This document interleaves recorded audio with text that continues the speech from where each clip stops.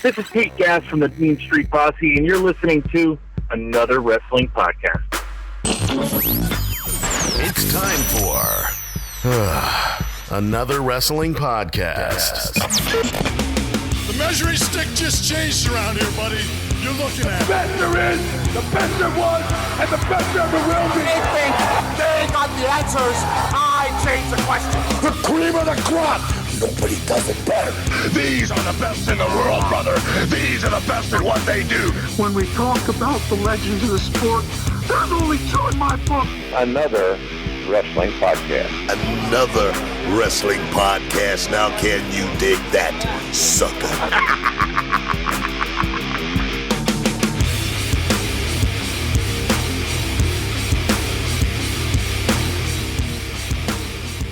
All right, everybody, welcome to another wrestling podcast. This is episode 97.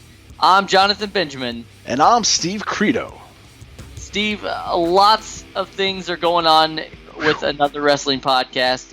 It's a huge weekend for us. I want to start off right now by saying thank you for listening to all our constant listeners, our new listeners, possibly future listeners.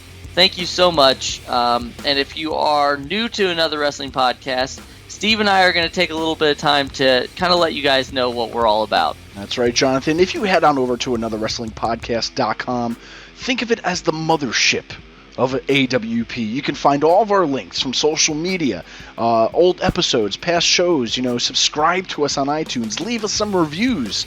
That's how we get better. And that's how we love you even more. So take the time out to do that. You can find everything right over at anotherwrestlingpodcast.com. Jonathan, for somebody who's been listening to us and maybe somebody who's listening for the first time today, I want to give them the hard sell of AWP. Basically, Jonathan, we're another wrestling podcast. I mean, you can listen to any other podcast out there, and they're going to tell you what you just watched on TV. They're going to give you their opinions about Raw and SmackDown and Lucha Underground and TNA and all that fun stuff. And that's great. That's what we do. We're fans. We love talking about wrestling, but we try to give you guys another kind of a show, and that's what we're doing here at Another Wrestling Podcast. We're trying to give you a topical show. So basically, you can go back and listen from any episode from 1 through 97 and find all different topics throughout. 97 topics from tag teams, from, greatest feuds, scariest gimmicks, anything and everything, Jonathan, right? It's a place that we like to talk about topics. We try to keep it an evergreen, so no matter what you're listening to, what time of day, what episode, it's a new topic, and you're not going to listen to like episode 43 and hear a show about Raw from 2 years ago. It's going to be a brand new topic, and we try not to outdate ourselves pretty much. And Steve, you mentioned social media. The reason that you want to follow us on social media is that you never know what's going to happen. There's always either breaking news or places that we're going to be. Case in point, this Saturday, March 5th, Steve Credo, Jonathan Benjamin are going to be at Laugh It Up Comedy Club live in Poughkeepsie, New York for the Jim Cornette Experience Live. Now this starts at 11 p.m.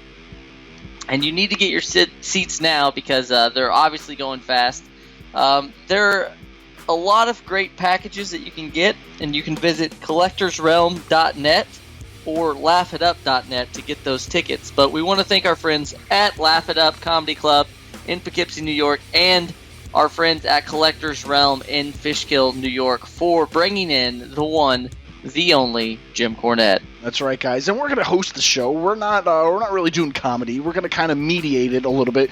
Everybody's paying to see Jim, not me and Jonathan. So we're kind of going to introduce him and talk a little bit about his career and different stories, and try to keep Jim on a good path for everybody. So maybe he doesn't explode and get on TMZ again for something he says, or maybe that's what we want him to do. So I don't know. Either way, it's going to be a good time, everybody.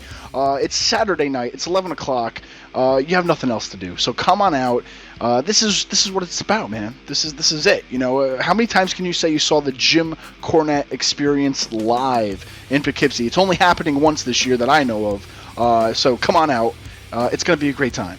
Not only are we bringing you topical shows, and a weekly show, but we are bringing the best wrestling guests around. And today, the trend keeps on going with none other than Pete Gas, formerly of the Mean Street Posse. Jonathan, I do want to bring up, though, what we said in the beginning, what we were doing, a topical show. From 1 through 97, right now at least, we're almost at that 100 mark, but from 1 to 97, no matter what show you listen to, there are going to be different topics. If you go back to episode 47, we talked about different animals in pro wrestling. They were kind of like the sidekicks to wrestlers, if you will. Steve, I think that you hit the nail on the head there. Maybe today we talk sidekicks. Not the animal sidekicks. We've already kind of done that. But let's talk sidekicks in professional wrestling and see what happens. Sure, Jonathan. Well, just to give some people an idea, you're like, sidekicks, who's a sidekick? Jonathan, who comes to mind? Give me, I don't know, maybe your top 3 or somebody. If I'm saying sidekicks in wrestling, what comes to your mind? Well, I'm saying first of all that like a sidekick isn't necessarily a derogatory term. It doesn't mean that they're like a loser or anything like that. I also want to say that a sidekick would be a person or maybe an object in some instances in the world of wrestling that comes with a wrestler to the ring, and so that really kind of opens it up to all sorts of things. I would say that one of my all-time favorite sidekicks in the world of professional wrestling is got to be none other than Ricardo Rodriguez. He sort of started out as this sidekick where he would just come down and announce for Del Rio, but that obviously turned into something else. So I loved it. He came out, said his whole spiel. Some people are going to argue that he's a manager, and I think that sometimes they can be the same thing. So, well, I think that's what you hit it right there too. He kind of, I think, even evolved into a manager. It was more of like a little role that kind of blew up a lot more than what it was, I think, originally sought out to be. So it's these things can happen. So, that brings me to another point, though, Jonathan. What defines being a sidekick? Because now, are people going to get confused with managers and sidekicks, or could we explain that maybe? Well, I just feel that a sidekick is someone that, or something that helps the talent maybe get over. It helps them maybe win a match. So it's a fine line. But when I'm talking about another one, let's say like Al Snow, he had head. We can't really call that his manager. But you have to say he had head. He didn't get head. It all depends on how you say it. And I just Googled sidekick. Sidekick is a slang expression for a close companion or colleague, not necessarily in fiction, who is actually or generally regarded as subordinate to the one he accompanies. So that's the Google of the day right there. Just to give a little bit of a meaning for it. Jonathan, I know there's another guy out there, though. You have a T-shirt of his. Bring him up, please, because I want to talk about him. Steve, that was a tad bit confusing. I have a lot of wrestling T-shirts, but I think the person that you're talking about is none other than Chris Jericho's sidekick. WCW would be Ralphus. And Ralphus was used in the best way possible when Jericho was feuding with Goldberg, and Goldberg had his security team come and knock on the door, and they would walk him to the ring and all that stuff. Chris Jericho had Ralphus. Ralphus was a older, middle-aged, I'd say, balding, kind of big man, and he was Jericho's personal security. And I'm pretty sure that Ralphus got over more than some of the talent in WCW at the time. So I would definitely say that Ralphus was Chris Jericho's sidekick. And, if we're going by your Google definition, he was definitely his subordinate, but he was a close companion of Chris Jericho. Definitely. So, just another fun one to think about, because he definitely didn't do anything else except for be like that sidekick. He isn't really a manager. He just kind of stood there. He didn't really do anything crazy. He definitely fits in that sidekick role. But you also mentioned before with Al Snow and Head, there are a lot of other inanimate objects who were kind of sidekicks. Throwing one out there to where we have little Jimmy, who wasn't really even there. He was just mentioned. And he was pretty much kind of there for a little bit at least, next to R-Truth, in theoretically speaking. What do you think about that, to where they actually didn't even use anybody for him? Yeah, it was. It's funny. I think that R-Truth definitely doesn't get the credit that he deserved for being just a kind of comedic genius, in a sense. He's really been stepping up his game lately, but this whole thing with Little Jimmy was going on, and there was a lot of promos that involved Little Jimmy. There was a lot of in-ring segments that involved Little Jimmy. There were T-shirts, so I would say that they did pretty well of making literally something out of nothing. That's right. That, to where that, like I said, is an inanimate object, to where it wasn't even there, I guess you can't even classify it as an inanimate object. But other ones that were definitely probably Hall of Fame worthy, Jonathan, we have to even mention, is Mr. Sacco, to where, he found a sidekick, if you will, and a finisher in a sock. Pretty much using these. Would you classify him as a sidekick? I would. I don't know. I mean, he was part of him, and he talked to him, and he talked himself. So I don't know. I definitely think they're sidekicks. And once again, this is to not say that anybody who was in that role as a human is not a good thing. I think that this helps a lot of these people. You talk about Little Jimmy and R-Truth, Al Snow and Head. Some of these people maybe weren't the best on the microphone in the beginning, or maybe they weren't getting over with the fans, and this little bit of extra something helped push them over and make them a household name. We talked about mannequin heads. We talked about old guys that were personal security, a sock. There was actually other people, though, too, who were actually sidekicks. Somebody I wasn't really a fan of, Hornswoggle, to where, he wrestled also, but he was, pretty much with Fit Finlay. He was his leprechaun. Is that even PC to say? Or I don't know, right? He's a leprechaun, though. That's what he was portraying, at least, right? Yeah, well, in the beginning, they just called him Little Bastard. And I remember that, just happening, and then all of a sudden they started calling him Hornswoggle. But, yeah, Finlay is of Irish descent, so they decided, hey, we're going to put you with a leprechaun. And, in the beginning, there really wasn't, it wasn't like it was his manager or anything. It was just a sidekick. And then they did the whole feud between Boogeyman and Finlay, and then Boogeyman had Little Boogie. So I would also classify him as a Little Boogie or Boogeyman's sidekick. And then if you even speak about him too, to where he even advanced in his own right, to where he went on to win the Cruiserweight Championship, and he's also had the skits with DX and all, and yada yada yada, to where they used him a lot more. So he was almost like a sidekick for anybody that they needed in a way. But he also wrestled, so he kind of grew out from what he started primarily as, was a sidekick, and they found another role for him. So hey, a sidekick can be something else, right?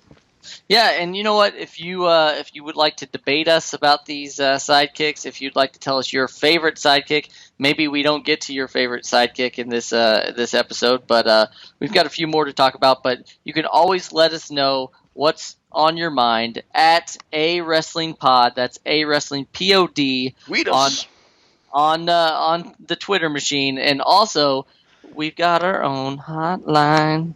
That's my Hotline Bling song, but you could call us night or day at 802-297-7672. That is 802-AWP-7672. And, we always play these calls on the air, so if you are feeling like you want to give us a call and let us know what's on your mind, and we'll talk to you. That's right, Jonathan. So, all right, we talked about an invisible guy, a mannequin head, a sock, leprechaun, little person, kind of be PC. But there's other things. There's a lot more other people. Let's go back old school for a little bit. Tell me about Rocco, Jonathan, because you're more the historian, if you will, the brain of the operations here. Steve, I remember Rocco very vividly, but really for only one go round. The year was 1992. SummerSlam emanated from Wembley Stadium, and the Legion of Doom took on Money Incorporated. The Legion of Doom had just got their manager, Precious Paul Ellerling, back, And he did not come alone. He came with a ventriloquist dummy named Rocco. And I remember them going down that long entrance ramp on these motorcycles. And they had these just ridiculous, shiny shoulder pads. And Rocco was on the front of the motorcycle. So I don't really know if there was bigger plans for Rocco or not.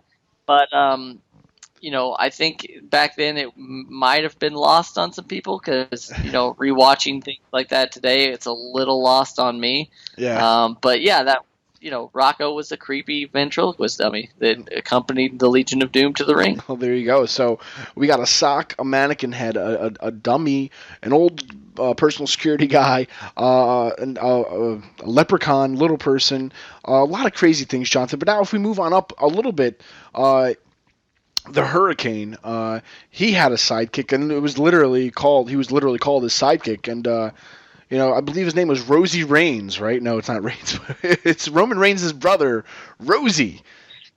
They really had nothing else for him, so I guess they just teamed him up with the Hurricane, right?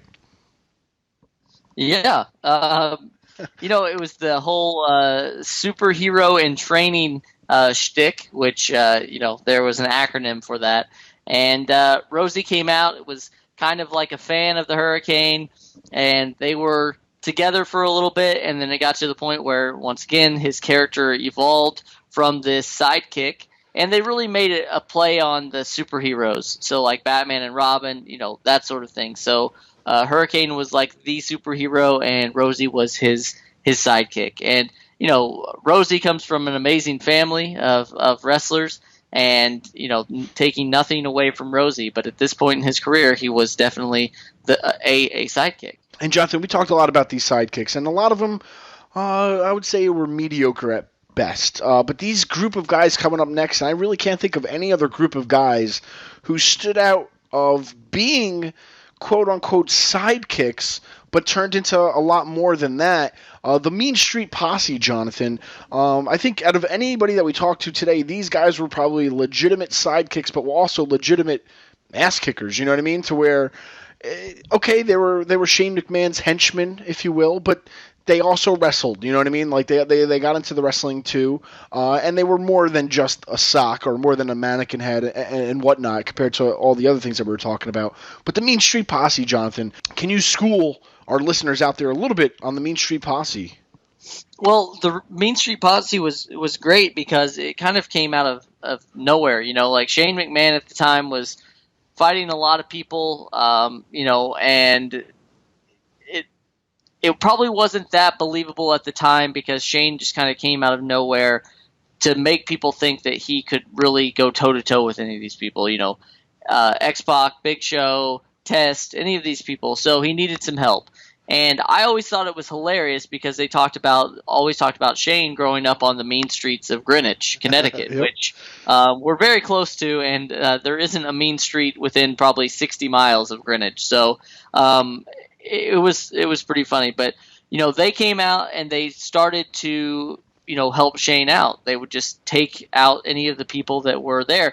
I know in the beginning there were around 5 guys that they had slated to be in the Mean Street Posse. It got whittled down to 3, and that was one of our guests today, Pete Gass, Rodney, and Joey Abs, and then obviously Shane McMahon. So that foursome, if you will, he kind of made things pretty interesting during the Attitude Era and a little bit later on to that. But I really enjoyed the Mean Street Posse, and at the time they were supposed to be just really bad, villainous guys, and I think that they definitely made that work for them. People got really riled up whenever they saw these guys coming out in polos and sweater vests and taking out people. So I think they did a great job. I was always a huge fan of the Mean Street Posse. Well, upon further inspection of all of these quote unquote sidekicks, we had Ralphus and Ricardo. All of them had a lot of validity in their own right. Some not so much. Rocco. We could even throw in a Moppy or a Pepe. But for really what a sidekick is and was, I think the Mean Street Posse pulled it off the best. They were a group of guys that really took care of their person, and it just so happened to be Shane McMahon. But I think that they were the most successful sidekicks out there that grew and evolved from being sidekicks to actually being able to stand alone. Pete Gas, a 2-time hardcore champion. And, it's great to see that this is what can happen in the world of wrestling. Some people can start out really hot and then they don't make it. And then some people can start out as, a sidekick or have a smaller role and then end up being, really great. So, and without further ado, hailing from the mean streets of Greenwich, ladies and gentlemen, Mr. Pete Gas.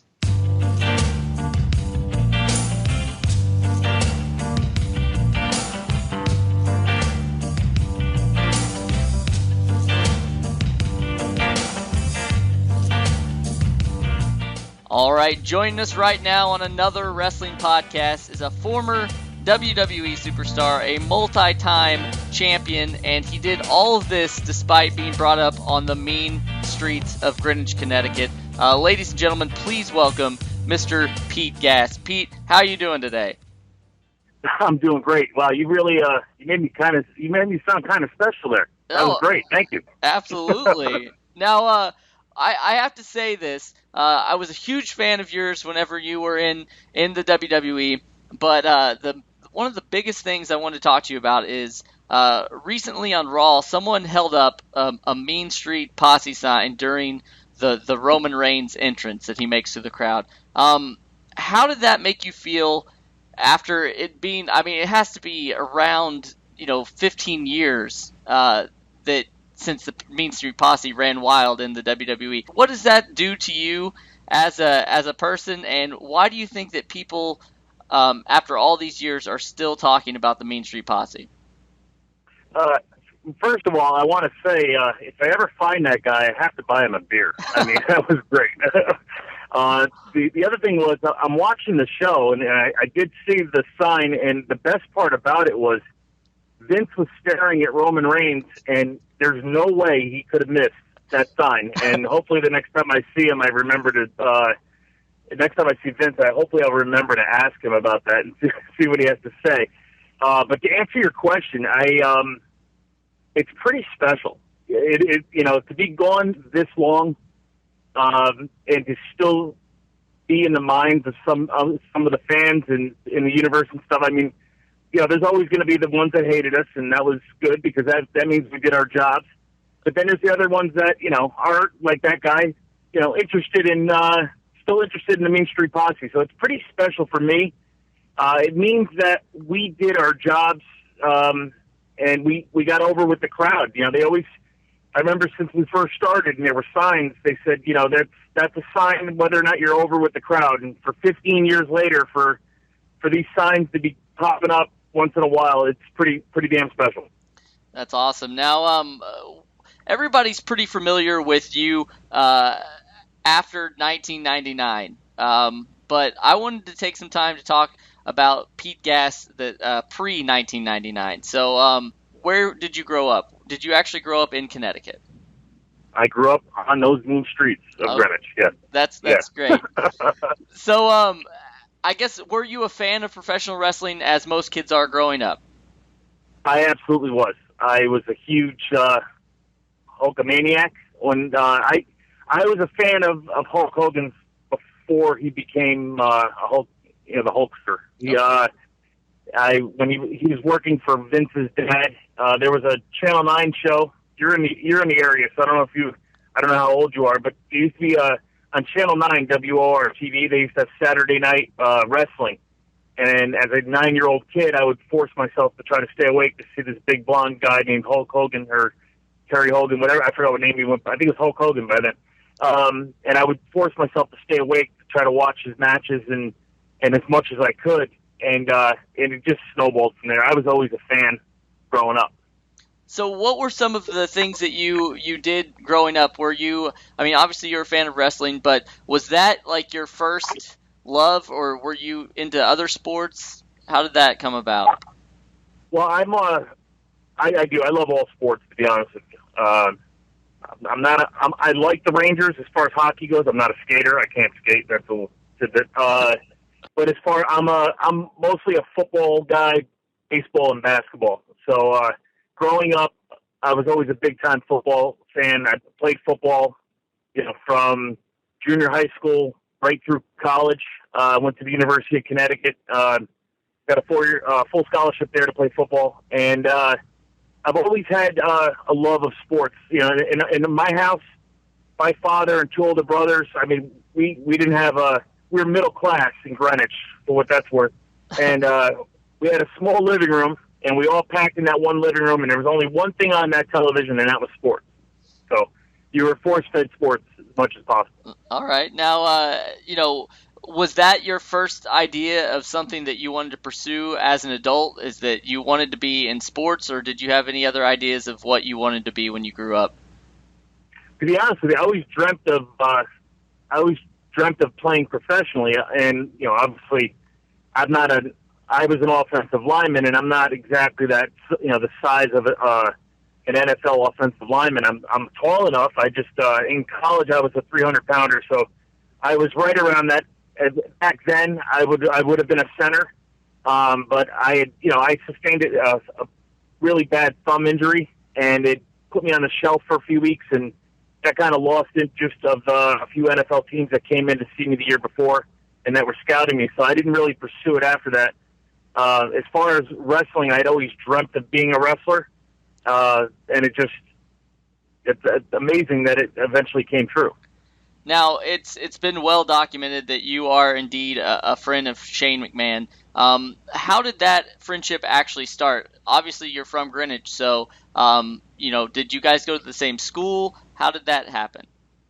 Well, Greenwich is a big town, and there's actually 3 junior high schools in Greenwich, and I went to one, and Rodney and Shane actually went to another one, and we were, I guess if you want to call us rivals in junior high school, we were rivals then. And then once 10th grade hit, your sophomore year at Greenwich High School, you end up going to the high school. The school's so big that there's so many kids that we weren't able to have freshmen at the high school back then. So by the time we got to be sophomores and we all played football, Shane and I both played offensive line. He was a left guard, and I was a right tackle, and Rodney was a fullback. So we all, once we all got together and started playing, we were all on offense. We were all inseparable. It was just a natural thing with all 3 of us. We all have the same similar type personalities, although I am admittedly a little bit more laid back. Rodney and Shane, Shane's a little bit more crazier, I'll say, than all of us. But he was definitely, it was a great mix of personalities in our little group there. Okay. Now, was this? I know that whenever we were in high school or whatever, you would hang out with people outside of school. Were you spending a lot of time over at at Rodney's house? Were you at Shane's house? Were they with you? Was that something that happened, or was it just mainly in school that you guys hung out? Yeah, my house, like I said, my house wasn't that big. They were crazy not going to my house because my mom could cook. But we, obviously, by the size of me, as far as we'd go to Rodney's once in a while, not too much. Mostly everybody, was always invited to Shane's house. Shane's house seemed to be the place to, we would have casino nights at his house, and we would be playing cards for money or shooting pool for money, or as kids in high school, or swimming in the pool in the summertime and stuff like that. And that would seem to be the place, only because it was so big, the house, and it was able to keep us all around. That was always a good thing. So okay, but yeah, that's pretty good way. Okay, now after high school, you said you went to college. You went to the University of Connecticut. Did you kind of lose touch with everybody at that point, or were you all still close? Freshman year, I'd say no. You're still kind of you stay in touch. As sophomore, junior, senior year, as that went on, you start to not see each other as much. but it was, I mean, you'd see each other more on breaks, but it wasn't like you were picking up the phone and calling.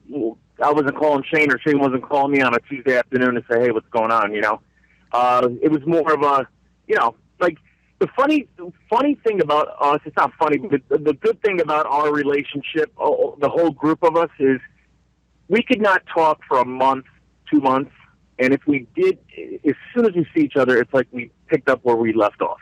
And that's a sign of a great friendship. There's times where, even to this day, if Shane's over in Japan or Asia, whatever country he's in, and I don't speak to him for a while, his schedule's busy, or mine is, but by the time we end up talking, it's like nothing ever missed a beat, which is great. That's awesome. Now, you were in college, you're playing football. At that point, you're probably starting to think about what you're going to do with your life outside of college. What were your prospects after you graduated? And actually, what were you in college to do? I studied sociology, and don't ask me why. I had no idea, to be honest with you, what I was going to do. I actually figured if I wasn't going to be a professional athlete, I was going to go into coaching, because I always look at things a little differently. I always try to take a different aspect. Like, being an offensive lineman, you have to know what the guy next to you is doing and the guy next to him, and whatever. And I always enjoyed knowing how the work of a team goes, and I always wanted to get into coaching. So for me, that was a big thing. So I got my academic advisor said, "Oh, you should go into sociology with your personality and everything. You'd be perfect." Well, sociology doesn't really pay the bills. So the only thing that was good was the personality allows me to be in sales now, so that helps, and it actually helped with my wrestling career as well. Okay. So, but I did that, and so after that, when I got out of school, to answer that question, I had no idea what I was going to do. I ended up bouncing from a couple jobs, trying to feel myself out, like what I liked, and couldn't find anything. And then eventually, you find a job here and there, and that's what it was. It was a job, and it was work, and I didn't like going to those jobs. But eventually, obviously, I found a few jobs that I love to do, and I'm good to go now. Yeah, absolutely. Now, after college, you said you bounced around a little bit, and so how was it that you got mixed back in with Shane, and how did this whole Mean Street Posse come about? Well, it's all right. So this is a good story. So Rodney and I had a falling out over a girl, and it was something that got resolved because of Shane. So Rodney and I weren't talking, and I was at a bar with a couple guys, and Rodney and Shane came in as well with maybe a couple other guys. And I went over, I started talking to Shane and whatever. I mean, I said hello to Rodney, but we weren't really that, we weren't being as close as we are now, or even before that. And it was Shane that basically said, listen, the three of us are going out, and everything's gonna get resolved. So I left the group that I was with. Those guys, the three of us went to a strip club, and so we go to a strip club, and Rodney, Shane, and I sat at the bar, and Shane said, "You guys sit here, and you guys figure this out. I'm going to be over there getting a lap dance." And we sat there, and we figured the whole thing out, and then we started, we talked out our differences, and I remember that night it was freezing cold, and it was snowing, and Shane had a convertible Corvette, and we took the three of us could never fit in a convertible Corvette. It was too small.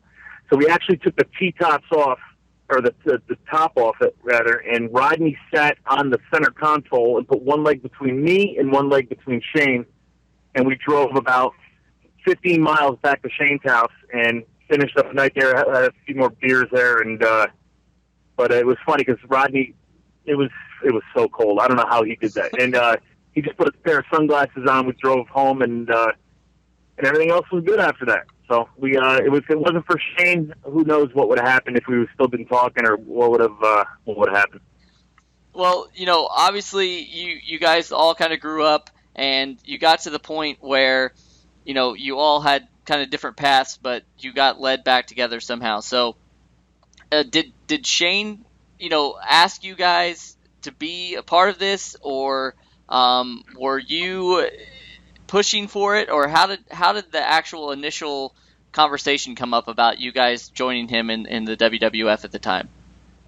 Well, we talked about how, I didn't know what I was going to do out of college. I had actually gone to Shane and mentioned to him that I wanted to get into the business. This is, say, 23 years old at the time. And he actually talked me out of it. He said, you don't want to do this. You're going to go to Memphis, Tennessee. You're going to work for $25 a day. You're not going to be able to hold down a regular job because you're going to have to leave early to go to whatever city, set up the ring. From there, you're going to have to go, do the match, and then take the ring down. By the time you get home, you're going to be too tired to even eat, and you're not going to have another job. So you're going to be you're going to basically deplete your savings account. And basically, he did everything he could to talk me out of the business. Plus, he didn't want to have to show favoritism to me back then. Exactly. With regards to the Mean Street Posse, Shane had an upcoming match at WrestleMania in 1999 with X-Pac, and at this point now, after the makeup between Rodney and I and everything, we started working out at the headquarters, at WWE headquarters. They call it Titan Tower, and Shane had gotten us passes so we could go in anytime, any day, anytime we wanted to go work out. So, and Shane would come by. His office was right around the corner from the gym, and he said to us, he goes, "Hey, Friday, come on by my office after you work out. I want to talk to you guys." So we went in after, and he says, "Hey," he goes, "I need you guys to do me a favor."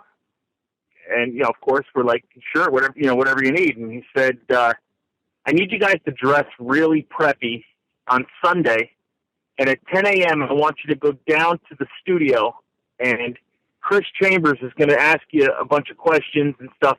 He said, "Here's the script." And he tore it up right in front of us, threw it in the garbage. He said, basically, "I want you guys to tell stories about when we were kids, being a-holes, like getting in fights, doing stuff that, we used to do. And Chris Chambers is going to take that, and he's going to edit it, and he's going to put it on, and Monday night you're going to be on Monday Night Raw." So we were like, "Sure, let's do it." So we went. I remember Rodney came to my house. It was 8 a.m. We both drank a 12-pack of beer, and we went over to the studio, and we filmed these things, and we ended up, being on Monday Night Raw, and then the one thing about Shane is he keeps everything kayfabe. Shane's whole life, basically, not his whole life, but certain things about his life are very kayfabe. No one knows things about him. And that goes with wrestling as well. That's why last Monday night, nobody knew what was going on. People had ideas, but they weren't really sure. And he kayfabed everybody, and that's why kayfabe needs to come back to wrestling, because it makes everything a lot better. But that's a whole, social media is destroying it. But so we ended up, as time went on, as the weeks went on, they kept playing vignettes, and then they brought us to the Monday before WrestleMania. They brought us up to Albany, New York, and Shane challenged X-Pac to a street fight. And we pulled up in Corvette convertibles. We got on the X-Pac, we beat him up, and then we jumped back in the vets and took off. And even at that point, we had no idea what was going on. Next thing you know, the following day, Shane calls and says, "Hey, we're inviting you guys to come to WrestleMania." And then they put us in the front row. So then we got involved with that match. We helped Shane win that match. And then about 10 days after that, I guess, those signs, the same signs, how people are over, that's where they told us, because there were signs of us in the crowd. And that was huge for us, because then they said, "Hey, we want to bring you on the road."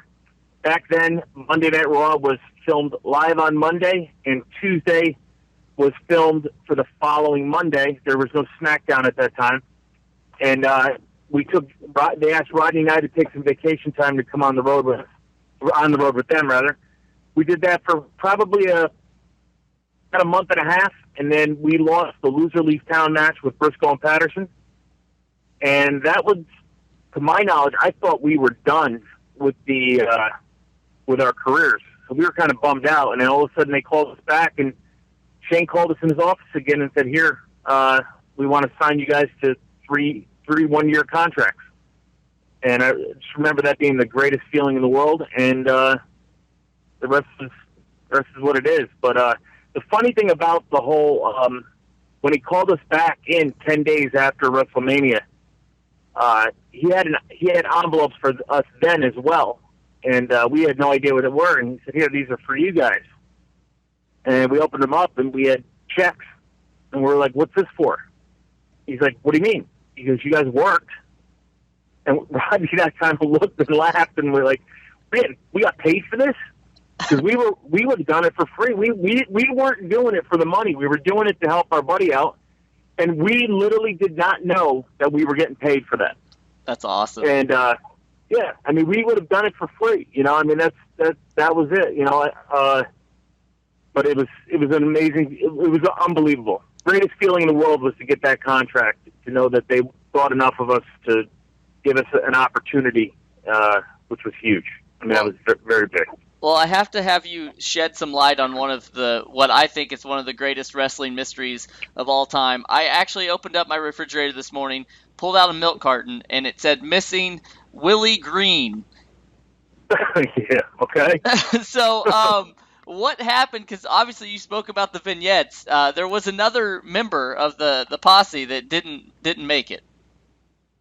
Yeah, Willie Green. Actually, he was there at WrestleMania. Yes. He was one of, there was 5 of us in the crowd, in the front row there. Willie Green it was Rodney, myself, Willie Green, Bill Piro. I think they called him Billy P for on the show. And then the last one was Chris, his name's Chris Sahowitz. He was Shane's college roommate, but a very close friend of ours. You know, we all became close.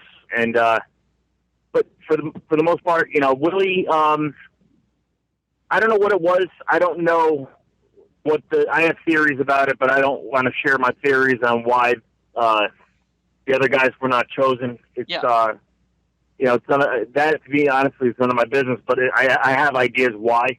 But with regards to, you know, I would just, you know, obviously I could only worry about myself on that, but yeah, they were not asked, the 10 days after, they were not asked to be a part of it. And I know there was a little, I know Willie was a little bit upset. You know, I think Willie thought he was going to be the next heavyweight champ. But other than that, I don't know. Yeah, I don't know what the reasoning behind it is. Well, I feel like, and just from a fan watching, it felt like when it was Rodney, Pete Gas, and Joey Abs, there was undeniable chemistry, you know, with you guys. So just as an outsider, like, you know, from the time that WrestleMania hit to the time that you guys were actually like a trio, that's what I felt. I felt that maybe you guys just had the better chemistry out of all of them. So, but yeah, it was always something I wondered, because I remember looking back at those vignettes and then seeing that it decreased some. So I thought that was pretty cool. Now, at this time, you know, you're in the WWE. It's something that you've always thought about, and you're there. You were actually there during the Attitude Era, which everybody romanticizes and says is the greatest era of all time, but it's undeniable that you were there with The Rock, Stone Cold, Undertaker, you know, when the hottest angles were going on. Did you ever just like have to pinch yourself to realize that you were doing this during that time? Without question. I mean, it was an honor to be a part of that era. I mean, when you think about the names, like you just said, and then there's so many more that you didn't even, we don't have time for even to mention all the other names, but there's so many guys there. It was a really special time to be a part of that, and it was one of those things. I never took one day for granted. I always got up and got excited about, you know, what I was going to do that day, and I don't even know how to explain it. It was just the atmosphere in the locker room was one that I've talked to Prince Albert, Matt Bloom. Mm-hmm. I speak to him still from time to time, and I remember a few years back we talked, and he was saying how the locker room's a lot different than it was back in the Attitude Era. So I can't really compare, but he did. I just know that during the Attitude Era, it was, we were fighting against WCW ratings and all that stuff, and everyone, there was a great mix of, there weren't a lot of ego guys. Everyone had, an axe to grind against WCW. Everyone wanted to beat them, and there was a real team atmosphere there. There's always exceptions to the rules, and there's always people that, there wasn't a lot of dissension. And with the exception of us when we first got there, there were certain people that didn't accept us because of the way we got in the business, and that's a whole other story. But with regards to once we started to earn respect with the boys, you just felt like a whole different thing. There were certain guys like Edge, Christian. Those guys would pull me aside even from day one and say, "Hey, listen, you may want to try this, or do this, or why do you think you did this?" And they helped. They were trying, and to this day, that's why they're great friends, because they were there to help, and they knew they weren't threatened by me.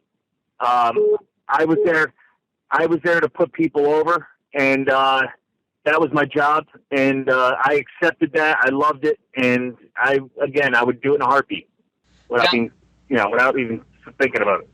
Awesome. Now, you obviously spent a lot of time in the ring. A lot of the fans at that time, it was, they were booing you because they were supposed to. But did you ever have any problems outside the ring, traveling from town to town, of people like saying that wanted to try to take you on, or thought that maybe you weren't as tough as you acted on TV? Was there any problems with that? No, I mean, I'm kind of used to it. I mean, like even in college, there was always someone in a bar that was trying to prove that, how tough they were. I tried not to put myself in situations. That's why I always felt like I was a decent guy for the company, because I was never out looking for trouble. I never put myself in a situation where I would end up giving the company or the McMahons. I remember one time having a discussion with Vince, and he said, this is when we had first started. We talked. I guess we had to talk, me, him, and Rodney about if you screw up, if you do something, say you get in a bar fight, the headlines aren't going to say Pete Gasparino gets in a fight. It's going to say Pete Gas of the WWF gets in a fight. You know what I'm saying? So that always stuck home with me. And not that I was always I was never one looking for a fight. Not to say I haven't been in any, but I was never the one that looking or initiating it. That's one thing I always say. Like I always remembered Vince saying that, and it always stuck. But I mean, they're fans. I got punched in the head one night, and we were in Anaheim. Shane was facing Stone Cold in a steel cage, and Rodney, it was a house show. Rodney and I went to help. Long story short, we're helping Shane back, because Shane obviously lost the match to Stone Cold, and some fan reached over and punched me right in the side of the head. Oh, God. And I kind of, I broke character for a second, and I didn't go at him. I thought about it, and it was a natural instinct, and the security ended up getting him and bringing him in the back, but they got to him. But yeah, I mean, it's stuff like that was happening back then. People love to hate us, so we did have good heat, which is great. I remember one time in Grand Rapids, Michigan, I was, in fact, I don't know if you remember the time that Stone Cold took a monster truck and drove over the Rock's rental car. Yes. Okay, so that same exact night, our rental car was parked in the parking lot, and the trunk was about 5 feet from a very small fence that was just keeping people out of that area.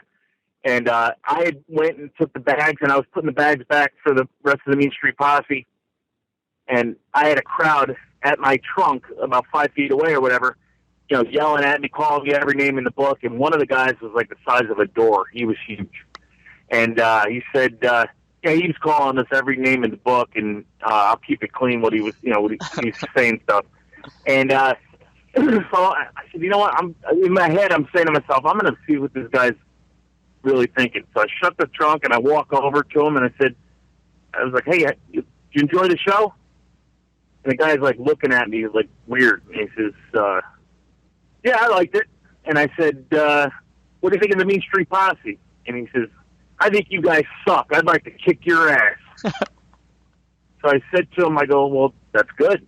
I go, that means I'm doing my job. And see, now if I make you hate me, that's a good thing, because then I get to keep my job because you hate me enough that I'm doing a good job of being a heel. So the guy kind of, when you make a noise to like a dog, a puppy, and they kind of give you a head tilt, they don't know what they're trying to figure everything out. That's the kind of that's the look he gave me. So to make a really long story short, by the time I was done, like talking to this crowd, that same guy that was calling me every name in the book was like fist pumping, yelling, "Pete Gas, Pete Gas!" Like all of a sudden, I like transformed this guy. That's awesome. That was pretty. Yeah, it was pretty funny. It always stuck in my mind, that whole story. Now, we talked a little bit about some of your accomplishments. Just getting to the WWE is a huge accomplishment in itself. But what do you think your personal, greatest accomplishment was throughout your wrestling career? Honestly, it's funny. The way you asked that question made me and I've heard this question a million times. Doing interviews, I heard it a million times. But the way you phrased that question just gave me a new answer and a new feeling on the whole thing. So I want to thank you for that. Oh, no. My normal answer is actually winning the hardcore belt at WrestleMania. That would be my normal answer, which it is. It was like a thrill of mine because as I won it, I automatically thought that I thought about the situation in the moment. It's in the history books, the whole thing. And although I lost it about a minute or two later from Taz, that really was probably one of the highlights of my my career there. But now that you said it like that, I think the biggest accomplishment was earning the respect of everyone in that locker room, and actually also having people still to this day talking about us. I think those are two big things. But the biggest one is definitely getting the respect of the boys in the locker room, to me, is huge. Absolutely. Because, for those of whoever's listening to this who doesn't understand, wrestling is all about respect. You have to show respect in order to get respect. And if you don't, God help you, you're going to get your ass whipped. And, there's certain unwritten rules in this business, and I don't know how much things have changed. I don't believe they've changed much, but for Rodney and I, we didn't pay our dues the normal way. We didn't do the indie circuit like I tried to do it and Shane talked me out of. We didn't do that route. We did, we were given a gift. Vince, and this will lead me to something that's very important to me. Things that certain fans, there's certain fans out there that say they're true wrestling fans. They know all about it and they get it and all this stuff, and they have a lot to say about the Mean Street Posse, but not in a good way. They call it, they say we suck. They said this. Those same exact people don't understand one thing. Vince McMahon took two guys with athletic backgrounds and put us in the ring with the best of the business and said, wrestle for 10 minutes when we don't know how to do anything but maybe take a back bump and survive. Don't hurt my guys. Don't you get hurt at the same time. And put on a show. So, and you think of it that way. If you look, like right now, I'm parked on the side of a road doing this interview. I'm looking at some guy jogging by. You take that guy, you throw that guy in the ring. It's a hell of a lot tougher than it looks. And to be honest with you, no one understands. Like, so some people get it, but some people don't understand it, and they never will if they don't, because you see the shows toughen up, the original seasons of it, and how hard it was, and how they ached, and you guys have nobody knows except for Rodney and I what that was like, and how much there were mornings that we had a Raw, and we had another. We had just done a Raw the night before, and I had hurt my leg, and I was so afraid that if I got hurt or if I couldn't work, I was going to get cut. That I was up at. Now I went to bed at 2. By the time we traveled to whatever city it was. And I remember getting up at like 5:30, 6 o'clock, not to wake Rodney up, because back then they used to make us room together. And I would walk the streets to try to loosen my leg up so it wouldn't stiffen up, so I could perform the following night. And I did. So, I mean, like, that was, we really, like, it's those little things that people just don't see, which just makes me, it's kind of, I know it, Rodney knows it, the office knows it, and I think that's all that matters. But the McMahons know it, which is the biggest concern, because we just want to make them proud of us. But that's kind of the thing that I go on these rants, so I don't even remember where we started with this conversation. I just know that I start going, and I don't know when to stop. But I got a lot to say, obviously. No, I think it's great. And you were in a locker room that was, we mentioned the names. It was a who's who of people. And, Undertaker, Stone Cold, JBL was a known, people have said that he's been a bully to people backstage or whatever. And you guys gained the respect, not having any proper training, anything like that. So that really is saying something. Yeah, I mean, to be honest, I'm sure later we'll talk about the project that I have coming up. But I got Bradshaw's involved with this project. I'm writing a book of a biography, and Bradshaw actually does the forward. And in the book, I talk about how I didn't have Bradshaw's respect in the beginning because I didn't pay my dues, and it wasn't until a specific Monday night he hit me in the head with a chair and wrapped it around my head, literally. We came backstage after the match. Usually guys, shake hands and say thank you for taking care of us. Like I said, it's all about respect in this business. And Bradshaw told me about 6 months later that was the night I earned his respect. Because when we went backstage, he was expecting me to either punch him, like throw a punch, bitch, moan, whatever the case was. Like he was on it. He didn't know how I was gonna be reacting to that whole chair shot, and he knew he laid it in. And when he came back, I was actually laughing, and I shook his hand, and I said thank you. And that's my way of saying can't hurt me. I'm good, and I'm okay with it. I'll take your best shot, and I did. And he said that was the day that I earned his respect, and it made me, it was great hearing him say it, and then for him to actually now write the forward to my book coming out next year. Obviously, I did something to earn his respect for him to go out of his way to write a forward to my book.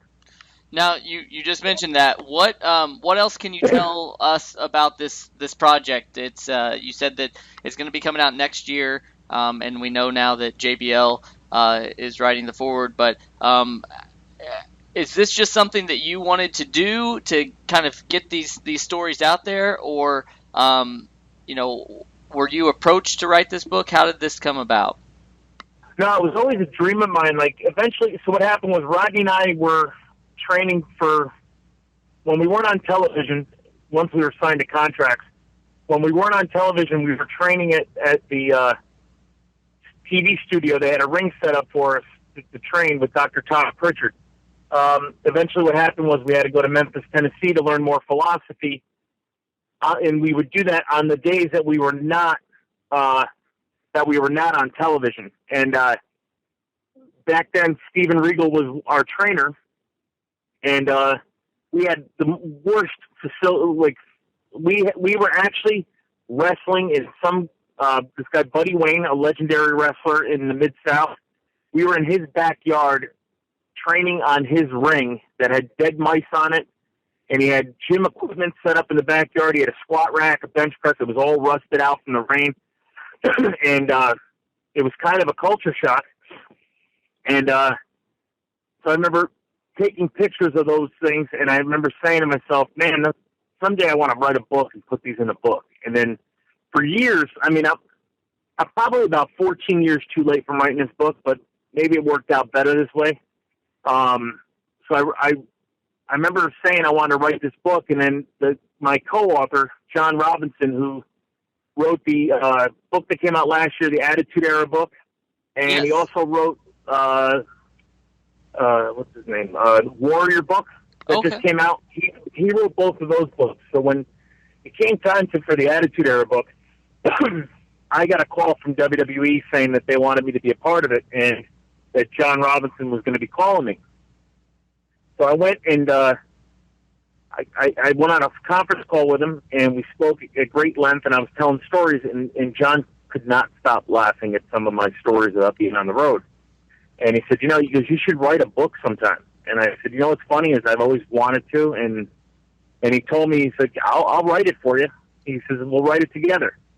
So that was how that began, and then we started writing about a year ago in January. He had other projects, he had the Warrior book and all that other things. So in his spare time, we would work, a few weeks here and there. And then we pitched it in this past December to a bunch of publishing companies. And a publishing company out of New York City picked it up, and they're excited as hell about it. And we signed a deal about 3 weeks ago with the publishing company, and it's going to launch in March of 2017. So that's great. We'll see. Yeah. Now, we have to ask you the questions that you're going to get asked right now. Here they come. I knew they were coming. We have to. The entire wrestling universe was rocked the other day with the surprise return of Shane McMahon. Now, you are a friend and a fan. So, what was that? Just seeing that happen, and I know you said that Shane keeps everything very close to the chest. So I don't know what you knew, and I don't need to know. But watching that return, what did it feel like for you? So first of all, I did not know. I had actually spoken it. I spoke to Shano at about 1:30 that day, and just giving him a call to say, hey, what's up? And he was delivering a guitar to his son's school that his son forgot the guitar. And then to see him a few hours later in Detroit, my jaw hit the ground. So I'm going to try to say this without, I get very choked up about this because I know how much it means to him, and excuse me, and I know how much it means to his family, his boys. So I got to, I talked to Shane at great length the following day, and I know it's pretty special for him and his family. So that to me is, it's pretty important. I know, Shane was, he was born and bred for this business. And for him to come back, he had to swallow a lot of pride. And I know he's doing this for his boys because we had this conversation. His boys, they were too little when he was, like Rogan wasn't even born when he was wrestling. But anyway, I know that his family, like his sons always wanted to see him wrestle live, and he's not going to go work for Ring of Honor. So I think part of it was I think most of it was for them to share a memory, and then they get to see their dad wrestle. I know that Marissa recorded their reaction. She didn't say where Dad was that night, and she had a couple of GoPros set up and her cell phone to get their reaction. So it's pretty cool. Yeah. Well, so go ahead. No, I was just gonna say I am. I don't know why that you guys and Shane always resonated with me. I'm a 32-year-old person right now, so I was really in that key demographic whenever the Attitude Era was coming, full swing. But I always enjoyed the Mean Street Posse, and I always enjoyed Shane McMahon. I got the Shane McMahon jersey, the action figure. I was always disappointed that the Mean Street Posse never got an action figure or T-shirt, because I would have bought every one of them. But we weren't allowed. We were not allowed to have anything like that. Oh, it's terrible. I mean, well, I guess it makes sense because you guys were kind of like outsiders at some point, but it's still maybe someday it'll still happen. But yeah. Well, you want the story behind that, or you want? Yeah, no, absolutely. All right. So back then,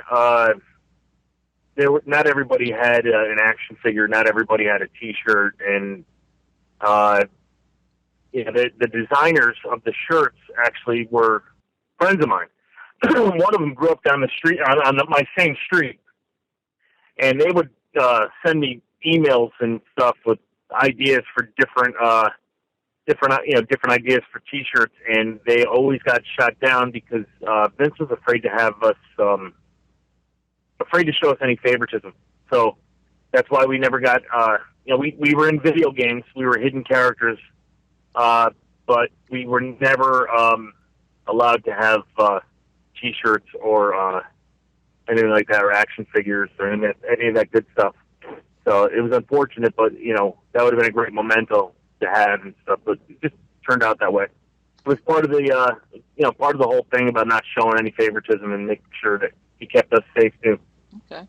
Well, I'm sorry. Where were you going to go with that? No, I was just going to say that I feel like nowadays, after the news broke that Shane is returning to take on the Undertaker in a Hell in a Cell, it's almost been my self-imposed, mind you, duty to go online and tell people that Shane McMahon is going to make this as good as he can, and he's a legit competitor.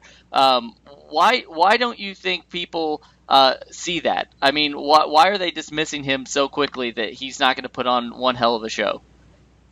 I'll tell you what, that kid's in better shape now. I call him a kid because to me he's a kid, even though he's older than me. He's in better shape now, and to those people who doubt him, I have one question for them, and the question would be, can you name one match that Shane's match sucked? And the answer is no. And you look at how many pay-per-views that Shane McMahon has been a part of. How many of those pay-per-views did you, after watching, say, God damn, Shane's match was the best match of the night. It had everything. It had excitement. It had, high spots. It had entertainment in every way, shape, and form. When have you ever seen a Shane McMahon match that was not every one of those damn things? And now all of a sudden you're going to doubt this kid that has had about 6 to 7 years, whatever it is, of pumped up energy, just waiting to do it. And on top of it, he's got 3 boys that are going to be sitting ringside to watch his dad. And he's facing Taker, who always puts on a good show. I got news for the people who doubt it. You're all going to be eating a lot of crow come the day after WrestleMania, because you're all going to say that was the best damn match of the night by far. Well, that you can back. Yeah. I'm glad that, like I said, I knew I wouldn't be in the minority, but I'm glad to hear it. I'm glad that it's for me. It's going to be awesome just to see. And I was one of the people that was running around the old apartment whenever that happened. But I have to ask this, and you're not going to be able to answer it. But I wouldn't be doing my job if I didn't ask. I need to know if the Mean Street Posse is going to return to help Shane. And just, like I said, you can't say anything, but I have to ask. Well, the answer to that is we are not. There is no plans of that. Okay. And that would be my answer if I knew and if I didn't know. But I can tell you honestly, there are no plans that I'm aware of at all. So okay. I don't. I intend. I did speak to Shane about going. Yes. I would like to go just to. I like going to watch it. Obviously, I've been to a few after I've been out of the business. I'd love to be able to go there. Hopefully, go out to dinner with him one night. Hopefully, if possible, with our wives and his children. And obviously, I'd love to see some of the guys that I haven't seen in a long time. So I'm still trying to find out if I have a ticket, and I know that he said that he was going to get me one. So I'm looking forward to being there, but there are no plans on the Mean Street Posse coming back as far as I'm aware of. So. Now, we know you're busy. I got just 2 more questions for you. I once again thank you so much. Some other big news is that, through social media, we got a picture sent out the other day with you and Edge and Christian. So are we going to get to see you on any upcoming episodes of the Edge and Christian show that totally reeks of awesomeness? That's why I was there. Yes, it is. There's a couple of them that I know there's one that I'm embarrassed when it airs. But yes, there is some stuff that we did, and I'm very excited about that. We'll see. Hopefully I did a good enough job that they'll have me back again. But those guys are good friends. The other thing, here going back to that whole respect thing that I love, and to fill you in on something else, with regards to my book again, Edge is doing the afterword on my book. So, that as far as respect goes, it means a lot to me that they would ask me to be a part of the show after the fact, and the fact that he would write this part of the book for me, which is amazing. They're great guys.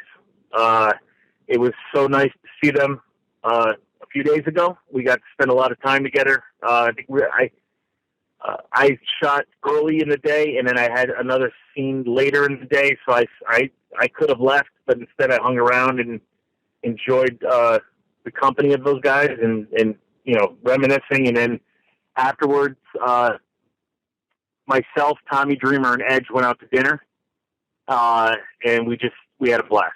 It was so much fun, and it's the one thing about when you leave that business, the hardest thing to do is leave the boys, being a part of it, especially when you have those relationships, because you're used to seeing them every day, and it's almost like a party of dies that you don't. But to have another taste of that, which is kind of like I said, like I was asking Shane for a ticket because I'd love to be able to bump into at the hotel, go see a couple buddies, see him in the lobby or whatever, or go out to have lunch or dinner or whatever. I wish that the office would bring different guys to Access that week before. They seem to always bring the guys that they have the Legends contracts with. Just gives you an opportunity to almost like have a reunion. But other than that, I mean, it's pretty special. It is. And yes, to answer your question, I am on the show. Hopefully you'll be seeing more of me, and hopefully everyone will forgive me about a certain scene that will be coming up. So. Well, we'll do our best. Once again, we can't thank you enough for coming on. We are very excited about this book and all the great things that you've got going on. Today, obviously, the world is full of social media, so where can people keep up with you and find out as you go through this book process? My Twitter account is I am Pete Gas, and that's really it. I mean, I just started to get into the Twitter thing. It was kind of funny that Shane goes on Raw, and I pick up 500 followers within a couple hours, which I thought was kind of interesting. But I do have comments to say once in a while, and it's going to be, hopefully it'll be picking up. People are asking. I'm getting. This social media thing to me is just a whole different breed, and I'm kind of glad it wasn't around when I was wrestling, because you read comments about certain things, and there's always that guy that's a tough guy in his mom's basement, waiting for mom to bring back down a peanut butter and jelly sandwich with the crust cut off, and he's a tough guy in his computer saying a lot of things, and I kind of I learned to laugh at that. But, back then when I was wrestling and a lot more insecure about what I was doing and trying to learn the business, it probably would have messed with my head a little bit more. But now the fact that, it's years later and I know where it's coming from, I'm actually kind of enjoy sometimes some of the stuff that's being said. Everyone wants to know if I'm coming back, just like you asked, and everyone wants, all these things. And I'll write something like, people ask me if I was going to help Shane. I sent 10 pizzas to Taker's house the other day. Does that count? Try to get it, so he wouldn't be working out.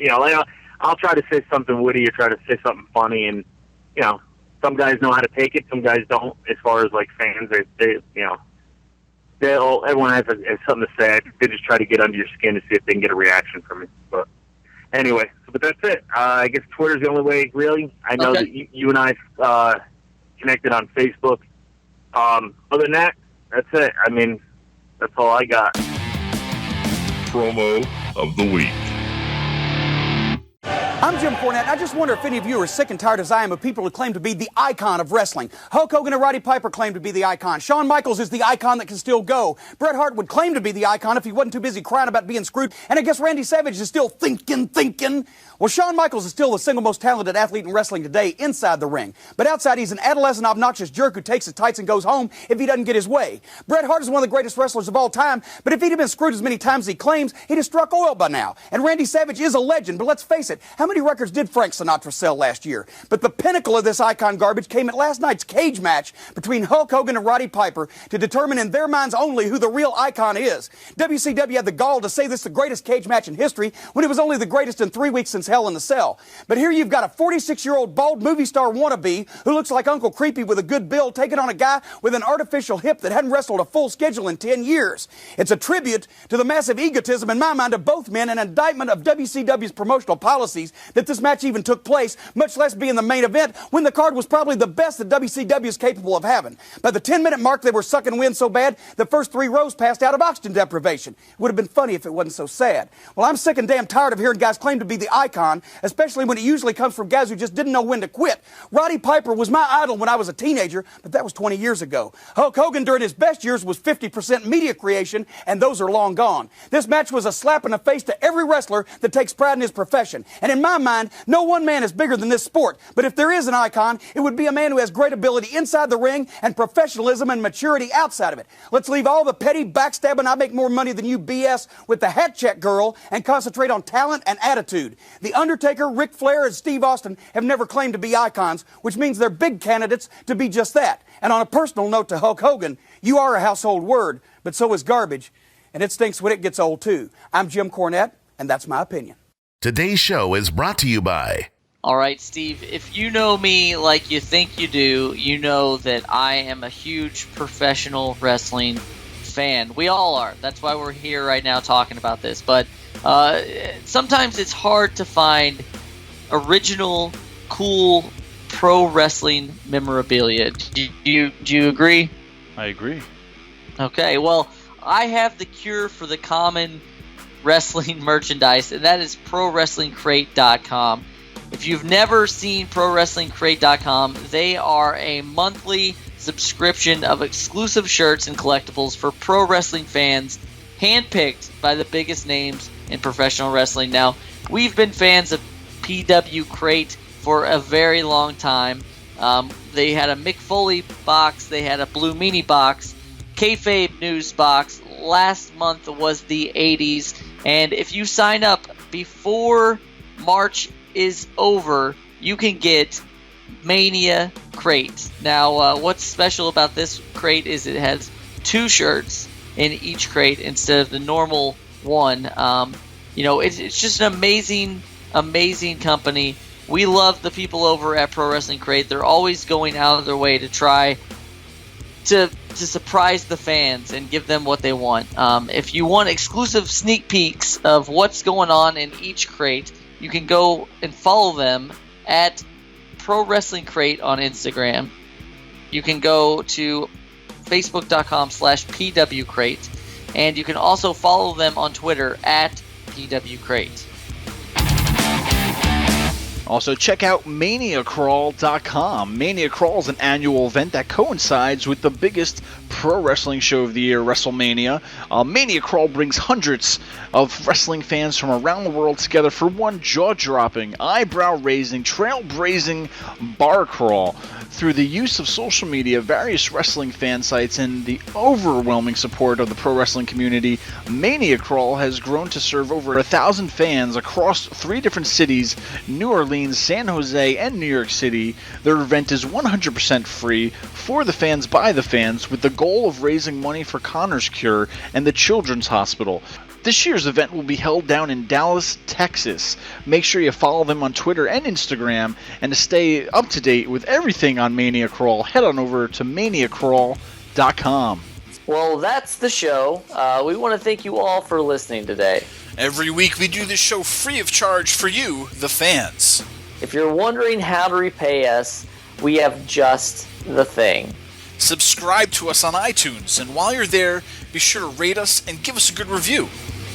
And if you're looking for more information about AWP, then head on over to anotherwrestlingpodcast.com. We are all over social media, and you can find us on Facebook, Twitter, Instagram, YouTube, and more. And if you're an AWP superfan, you can go show your support by going over to ProWrestlingTees.com and buying one of our official AWP shirts. We couldn't do the show without you, so tune in next week for Another Wrestling Podcast.